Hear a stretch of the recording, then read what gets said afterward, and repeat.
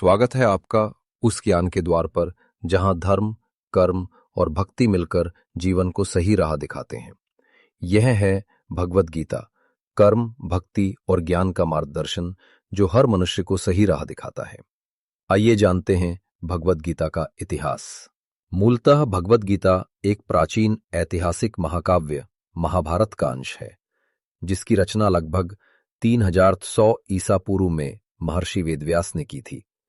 भगवत गीता के 18 अध्याय महाभारत के भीष्म पर्व नामक छठे कांड का अंश है, जिसमें कुल मिलाकर 117 श्लोक हैं। प्रारंभ में वेदव्यास ने महाभारत के 88,800 मूल श्लोक लिखे। तत्पश्चात उनके शिष्य वैशंपायन एवं अन्य ने और भी ऐतिहासिक जानकारी उसमें शामिल की, जिसके अंत में महाभारत में लगभग 1,00,000 श्लोक हुए। होमर के इलियड से 7 गुना बड़ा और बाइबिल से 15 गुना बड़ा।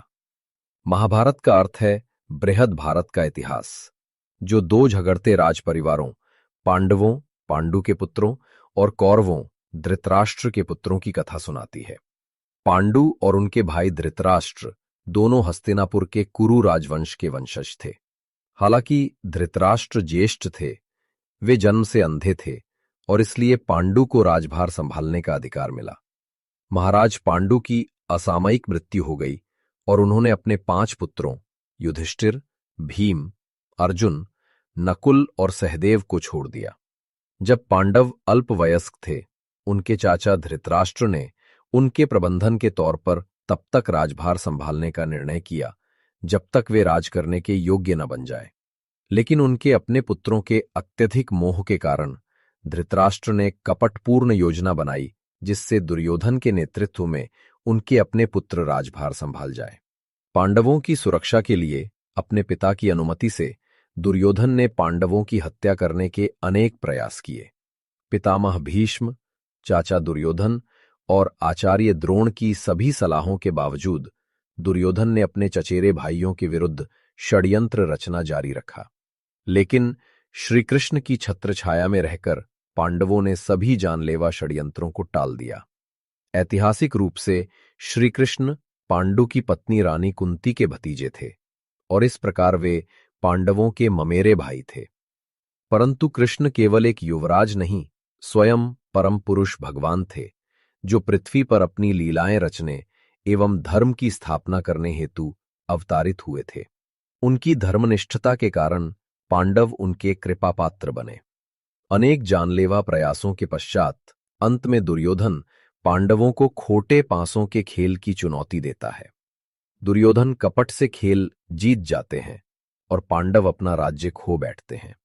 परिणाम स्वरूप पांडवों को बलपूर्वक 13 वर्षों के वनवास पर भेज दिया गया। अपने 13 वर्षों के वनवास की समाप्ति के पश्चात पांडव अपनी राजधानी में लौट आते हैं और दुर्योधन से अपना राज्य वापस लेने का अनुरोध करते हैं। जब घमंडी दुर्योधन उन्हें साफ मना कर देते हैं, तब वे उनके कम से कम 5 गांवों का राज्याधिकार मांगते हैं। इस पर दुर्योधन बेरुखी से जवाब देते हैं कि उन्हें एक मुट्ठी भूमि भी नहीं देंगे। हालांकि पांडव श्री कृष्ण को दूत बनाकर उन्हें समझाने भेजते हैं, दुर्योधन उनकी एक नहीं सुनता। अतः युद्ध अब अवश्य हो चुका था। पश्चिम में रिब्रिया लेकर पूर्व में चीन तक के शासक युद्ध में भाग लेने आए। अपनी राजनीतिक योजनाओं के अनुसार कुछ कौरवों के पक्ष में रहे तो कुछ पांडवों की धर्मनिष्ठता के कारण उनके पक्ष में रहे। इस भ्रातृघातक युद्ध के दौरान कृष्ण कहते हैं कि वे किसी भी पक्ष के लिए शस्त्र नहीं उठाएंगे, लेकिन वे अर्जुन के लिए उनके सारथी का पद स्वीकार करते हैं। तब 3348 ईसा पूर्व मार्च में दोनों सेनाएं कुरुक्षेत्र के पवित्र स्थान पर एकत्रित हुईं। वामन पुराण में कुरुक्षेत्र के महत्व का वर्णन है, जिसमें कहा गया कि यहां पांडव और कौरव वंश के पैतृक कुलपति धर्मपरायण राजा कुरु ने घोर तपस्या की थी। इस कार्य के लिए कुरु को 2 वरदान दिए गए थे। पहला ये कि क्षेत्र का नाम कुरु के नाम पर रखा जाएगा और दूसरा ये कि जो कोई भी कुरुक्षेत्र में देह त्याग करेगा उसे मोक्ष की प्राप्ति होगी। भगवत गीता का प्रवचन कुरुक्षेत्र में युद्ध के पहले हुआ था।